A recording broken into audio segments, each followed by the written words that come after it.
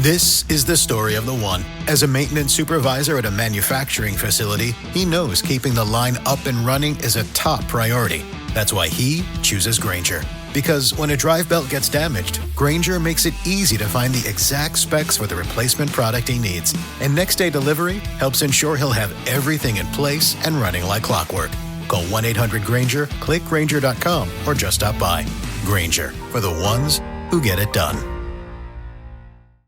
It's KFI AM 640, and you're listening to The Conway Show on demand on the iHeartRadio app. I'm usually a slow adopter of certain technology. I love technology, but I'm kind of slow on the uptick, if only because I want to make sure that it's safe, it's secure, it's sound, and it also makes sense. I can use it a number of places. I was really slow adopting the idea of Uber. I was really slow using an actual digital boarding pass to get on a plane. I always had a hard copy backup because I was worried about my phone not working or it not being able to scan, which did happen, at least early on. And then the technology got better, and now I will never print out a boarding pass again if I can, avoid it. Along those same lines, a few weeks ago, I added my California driver's license, a digital version I added to my Google Wallet. You did that a few weeks ago, you said? Yes. Did it just get available a few weeks ago for you, or you just did it then? No, it's been available for a while. But Apple, as the news was announced today, Apple was late to the game, I guess. Yeah. I could do it on Google because it took me about maybe 5-10 minutes. I had to go through the DMV website to do it, which I think is different from iPhone. You could do it straight from your phone, and it will direct you. I wonder if that's tied to the Apple Wallet's whole, things with them being sued about allowing other credit cards and banks and stuff to allow you to put other credit cards onto your wallet, which they hadn't done. They'd made it so tight knit that you couldn't get anything on there. And I'm wondering if it was sort of intermixed with that, not being able to put your license on your wallet. Maybe. Because Apple has always had a tighter ecosystem. Yeah. Google, I have other documents and credit cards which are in the Google Wallet that I can use, be it a debit card. Like, for example, if I forget my wallet at home, I can even forget my phone at home. I can use my watch at Google, and at Google Pay. It's like, oh, my gosh, I forgot everything. And I can go, beep, and still pay for stuff. And Apple, of course, they've been losing like all of the lawsuits in Europe over this exact thing with their Apple Wallet. They have, and they've had to just figure out how to remain current in that regard. Yeah. And my phone is talking to me right now. Oh, is that what it is? Yeah, because it thought I was talking to it. I wasn't trying to. Wait, you don't have an Apple phone, do you? No, and I never will. Yours just randomly starts talking, does it? Because it's like a great piece of technology. Oh, here we go. What I could do, I could say, hey, SIRI, and mess up everybody's day. Everybody's day. Mine doesn't work. I've never really had that issue before. Really? Yeah, I don't know why. I don't know if it's just Have you voice activated, set up your voice maybe pattern? That's what it is. Maybe it's a setting in there that I turned on. Yeah, I have to do that on mine. You get a new phone or whatever, you have to train it to recognize your voice. And then I can say okay, Google. Hey, Siri. Set an alarm for 8 p.m. tomorrow. Nope. Nope. Yes, it won't talk to me now. It's just, it's like a circus animal. Now, when it's time to show out and perform, they don't want to perform. Right. But anyhow, Apple has now added the capability where you can use your iPhone and add your California driver's license to your Apple Wallet. And it can only be used in certain locations. You can't show it to a law enforcement officer when you get pulled over for speeding and say, it's on my phone. Or as you might do it, it's on my phone. No, it's not going to help you. You have to have the physical driver's license or you'll be taken to jail or at least cited for not having proper identification. Californians with iPhones can now store their driver's license right in their digital wallet. Governor Gavin Newsom announced today the option is now available for iPhones and Apple Watches. To add your ID, click the plus symbol at the top of the screen in your Apple Wallet and follow the prompts to verify your ID card. The feature is part of the DMV's broader mobile driver's license pilot program that launched last year. Digital IDs can be shown at select businesses and TSA checkpoints, but carrying a physical card is still required. Yeah, it can be very handy if and when it's accepted in all the places. Now, on my version of it, I can use it. I can use it to generate a QR code, and then I can give it to send that to like a bartender if I had to verify my age, if I actually looked under 21 or something, or if they wanted to verify my ID. Oh man! Look, those days are long gone. Yeah. But it was nice because when I went to Disneyland Resort a couple weeks ago, and maybe the bartender was hitting on me or something, I would look. That's what I want to tell myself. Fella or lady?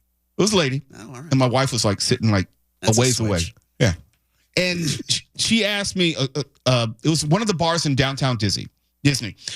And she asked, hey, I got to see your ID, and I was like, oh, okay. Well, I'm closer to 90 than I am 20, but okay, why not? Then I should have said, well, oh, you look a lot younger than your age suggests. I said, yeah. Mm-hmm.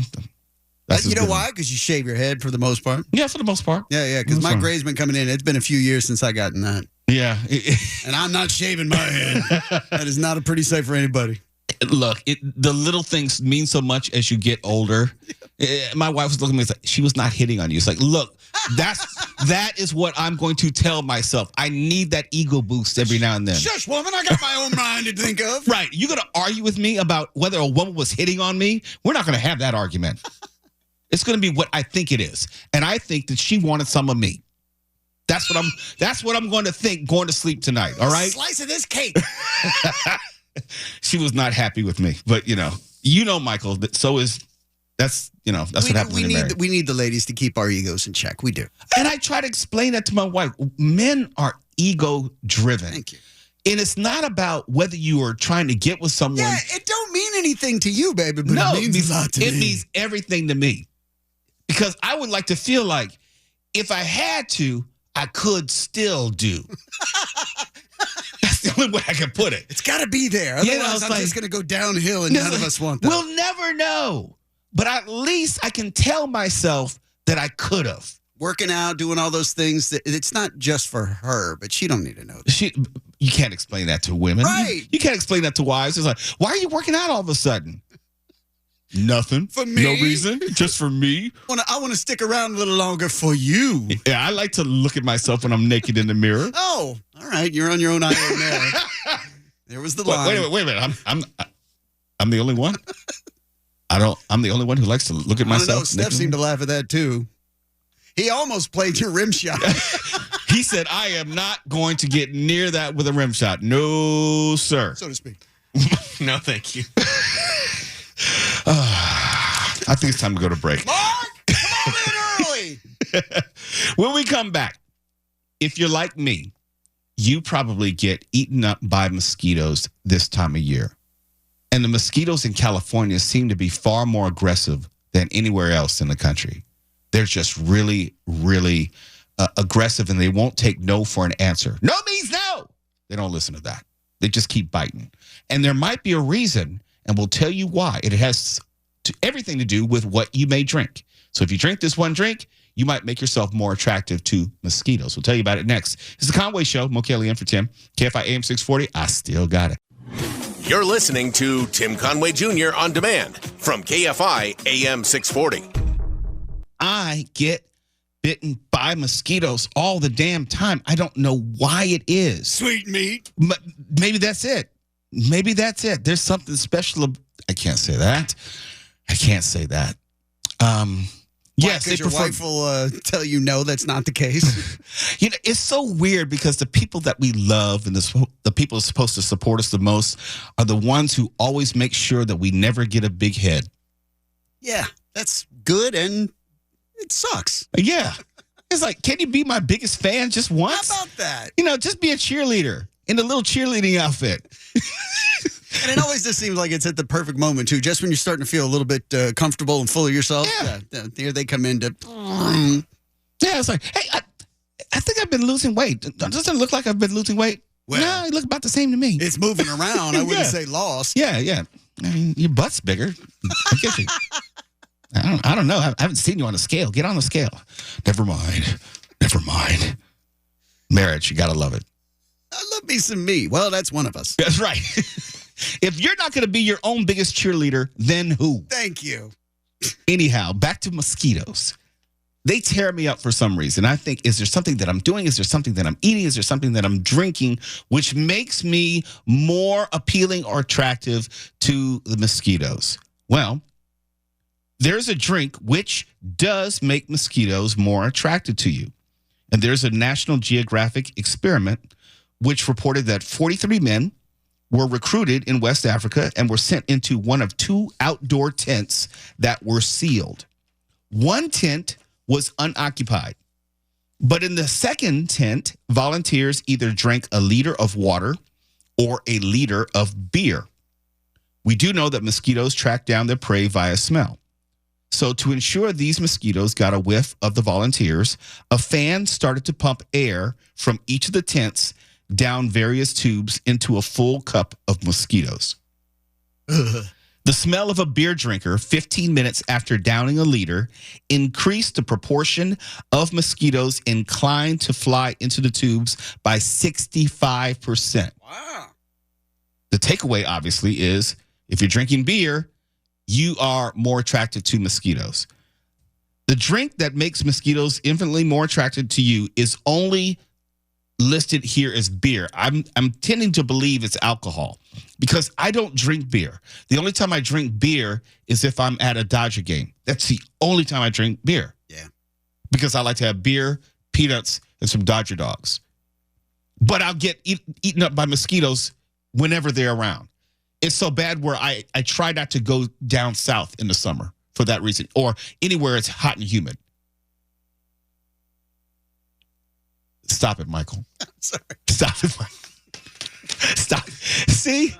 It's a different kind of mosquito, too, because here we've talked about, the last few years, the proliferation of these ankle biter mosquitoes specifically. Yes. And those are the ones that hang around during the day, not like in the morning or in the evening like regular mosquitoes would normally do, but they hang around in the day and they float south of basically your knees, unlike regular mosquitoes. So you can't see them. You can't. Much. And you'll walk through, let's say, a grassy patch. Yeah. And all of a sudden, for me, I start scratching vigorously. Yes. I'm one thing I left out. I'm actually allergic to mosquito bites. And if I get too many, I will start swelling up like a balloon. Wow. And I have to usually take some sort of Benadryl to calm down the reaction because I will swell up like golf balls on my face. If I get one on my face, I don't have to scratch it or anything. It's almost like someone punched me. Regardless of the type of mosquito? I mean, as far as you've been able to tell? As far as I can tell, it does not matter if I'm bitten by a mosquito in Washington, D.C. or L.A. or Long Beach. It does not matter. And that's the other problem with these ankle biter mosquitoes is that you don't, I mean, with regular mosquitoes, usually you kind of get a feel for when they're on you. At some point with these ankle biters, it's like they've done their damage before you even realize it. And like you say, all of a sudden you're just scratching the hell out of your legs. It's like I want to scratch to the bone. Yes. But absolutely. One thing I have found, Benadryl has a cream now, an anti-itch cream for bites. And it's wonderful.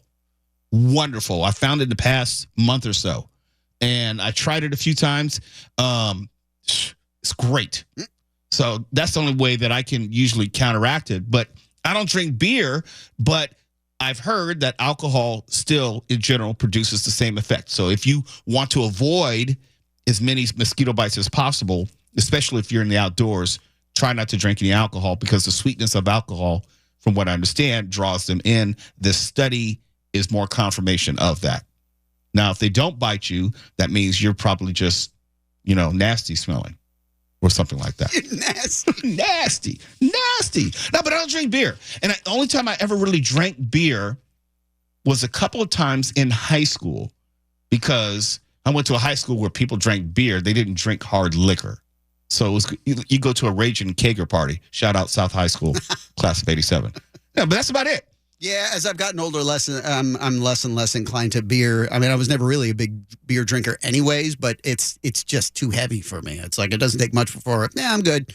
And if I do have a beer, it's usually just one or two and I'm good. Yeah, it's almost like a special occasion thing where... It fills you up, man. It fills you up, and I have never really loved the taste. Yeah. There's certain beers I like the taste. I like a Modelo. I like a Heineken. Absolutely. I like it, but it's not like I wake up and it's like, you know what?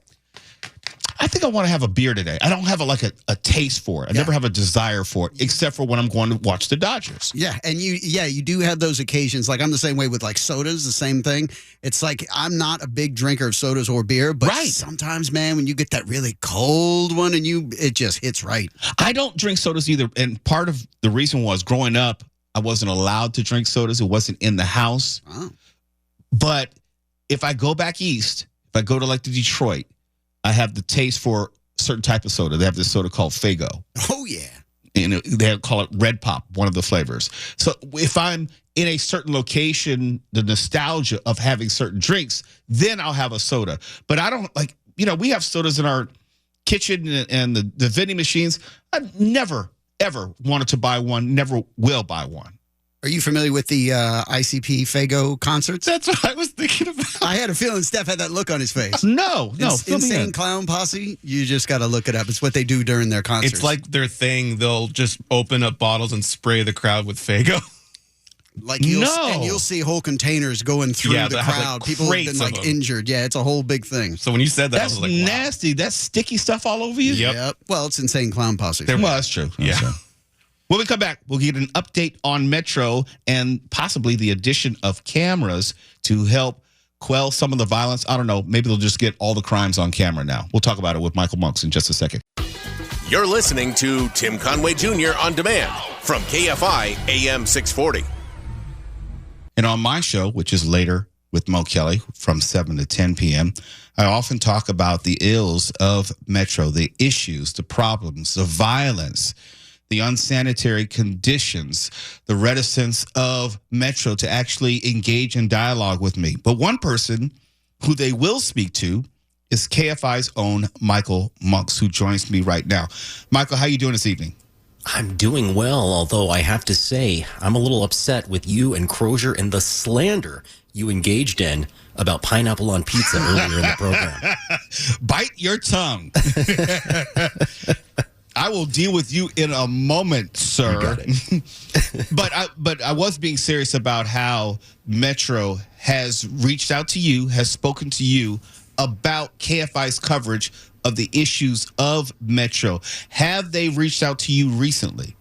They know I'm a journalist and they know I'm a commuter who uses public transit with relative frequency. So I think they, understand that I might have a better understanding than regular journalists. And also I'm not dumping on them all the time. You mean like for me, I'm an editorial guy. I'm not somebody who's speaking my personal views. But what you say is not inaccurate. It is a challenge system with some difficult conditions and some varieties of unpleasantness when one goes about traveling upon it. So I think it's worth a dialogue. You danced around that like you were on Dancing with the Stars. That was well done. Very, very agile. But thank you. But out of that, I wanted to have a conversation with Metro about what they were trying to do to improve the situation, change the conversation, and what are they recommending right now or hoping to do? Well, they might get some more cash because they are tired of people parking in the bike lanes, and so is the bus lanes, and so is the city of LA. So they've collaborated on installing cameras on the fronts of certain buses so that they can bust the folks who are doing this. If you're riding on some of the freeways around here, you see some signs that say, hey, if you were on a bus right now, you'd save about 20 minutes. And that's what public transportation is trying to tell folks, that it should, or at least that's what folks are telling public transportation, that it should be incentivized, make it easy and convenient and make it worth my while. So if you're taking a bus around downtown hoping to save on parking, hoping to save on your commute time, that can be disrupted if somebody has parked in the designated bus lane. So they're looking to find these folks. They're going to get you on camera. Then they're going to check to see if you were in fact breaking the law. And then they're going to mail you a fat ticket.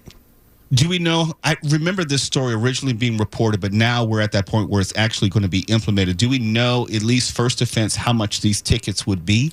Oh, we do indeed. And this is past the City Council's Transportation Committee. So now it's waiting that last step before the City Council. And then they'll have a couple of months of what they're calling a warning period. So the first thing you'll get in the mail or maybe on your dash is, hey, don't do this again.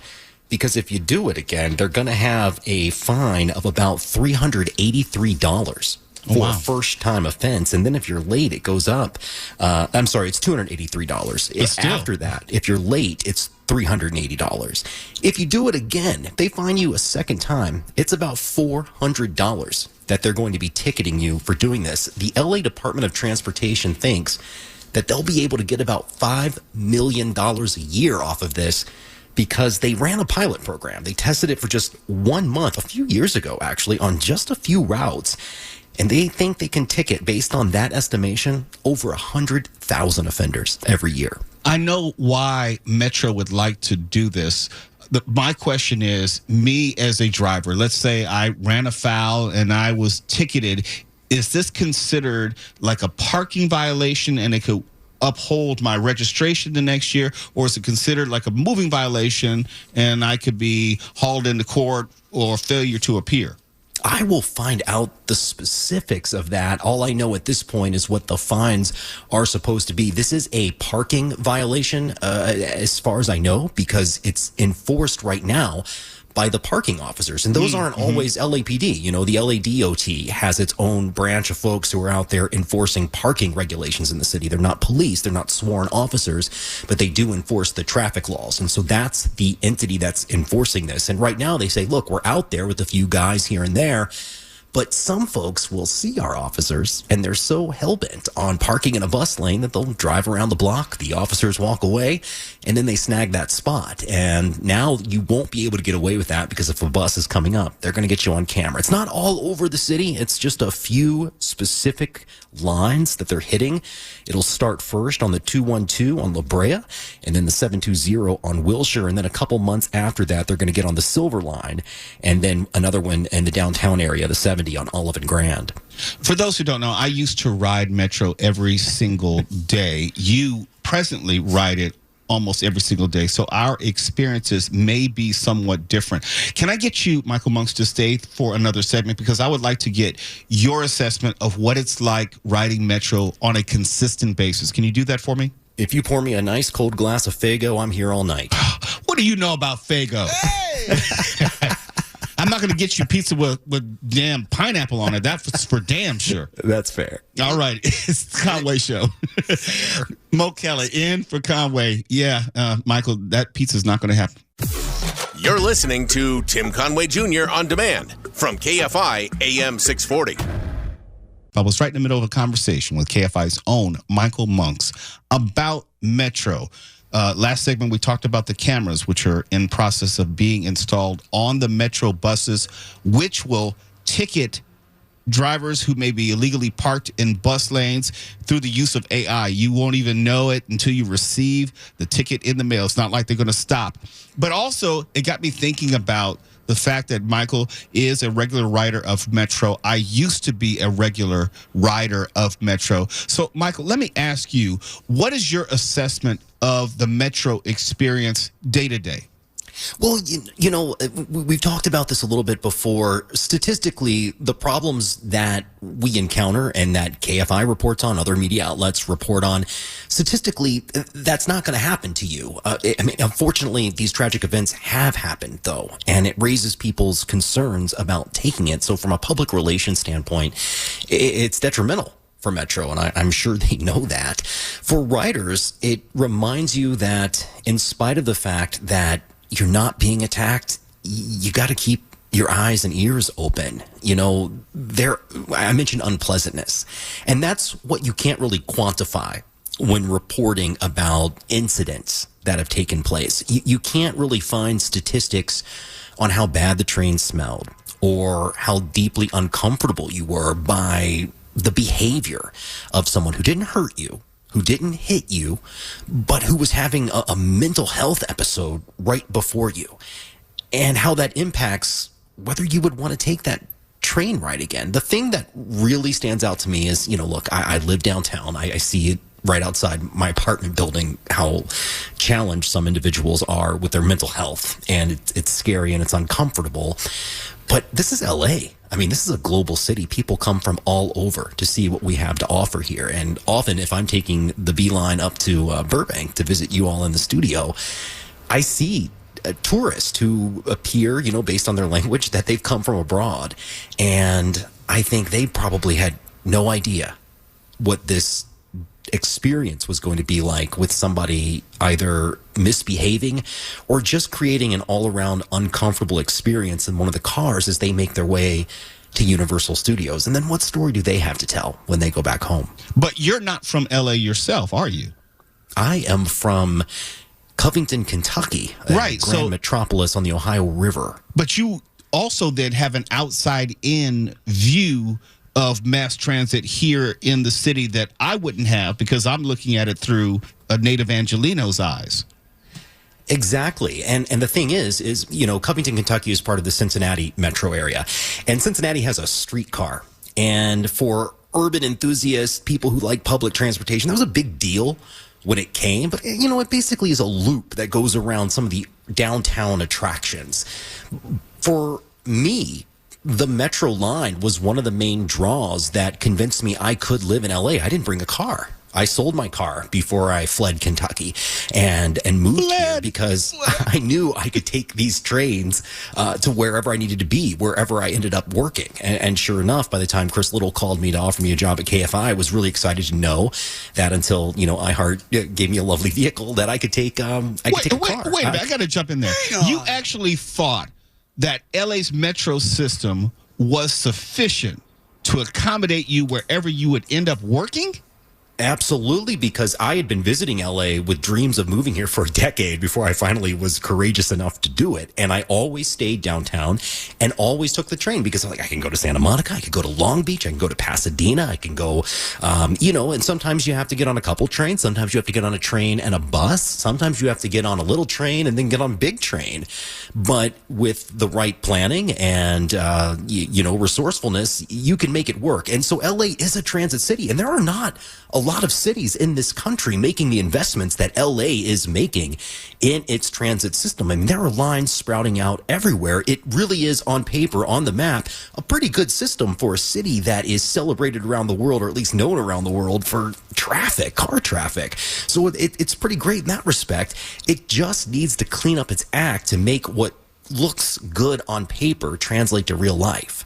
How long is your commute usually? If I'm taking from downtown to Burbank and I get lucky, let's say I walk over to Pershing Square, which again, that's where you get an environment where oh, come on, just outside of the station. It's just, why is this allowed? Why isn't there anybody who can make this cleaner so that I don't feel like I need to look behind my shoulder? Let's be specific. You're talking about homeless, defecation, urination. What are we dealing with? Check. Okay. Drug use that's going on, and it's just stuff that will make you uncomfortable outside the station. So if I walk to Pershing Square, that takes about 10 minutes. If I'm there and the train is coming, it can be anywhere from 1 to 12 minutes to wait for the train with the frequency of the Beeline. And then the train ride itself is exactly 23 minutes from the Pershing Square station to the Studio City Universal City station. And then I hop on the Burbank Pink Bus route, and that takes about 8 minutes to drop me off there on Olive Avenue. Wait a minute, the Burbank Pink Bus will pick you up from the Universal City stop? Because I had to take the 158 bus.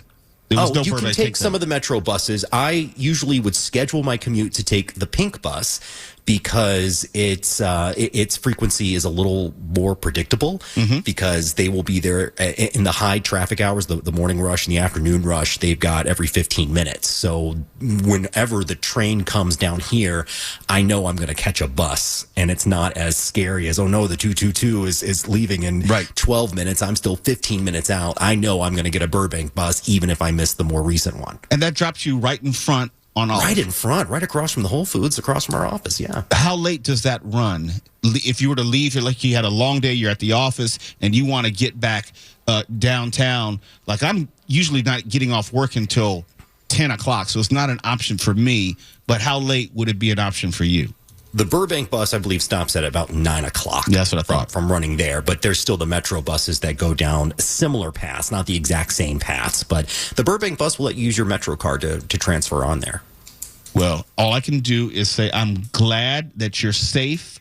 I'm glad that you haven't fallen victim to anything on Metro. And please give Metro my love. I'm still waiting for them to come on my show with me and talk about all things Metro. They really should, because it would be important for an organization that has as much money allocated to it to come onto a platform that may not be overly inviting and have some hard questions for them. But it's an important agency, and they're doing a lot of important work that will have an impact on this region for decades to come. So I hope they do heed your call, my friend. Yeah, I'm a teddy bear. There's nothing to worry about. I'll be nice. You were pretty mean to pineapple on pizza. I'm not letting that go. Well, that's different. Okay, That's justified. yeah, that deserves Stay no out of it, respect Crozier. whatsoever. You're wrong, too.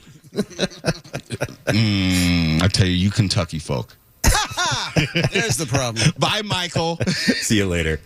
I tell you, it is Conway Show. I'm Mo Kelly in for Conway. We're going to talk a little bit about college football when we come back. Michigan, USC, the first game officially in the Big Ten for USC and what it may mean for the program, and also, national championship aspirations if they can pull it off. KFI AM 640, we're live everywhere in the iHeartRadio app.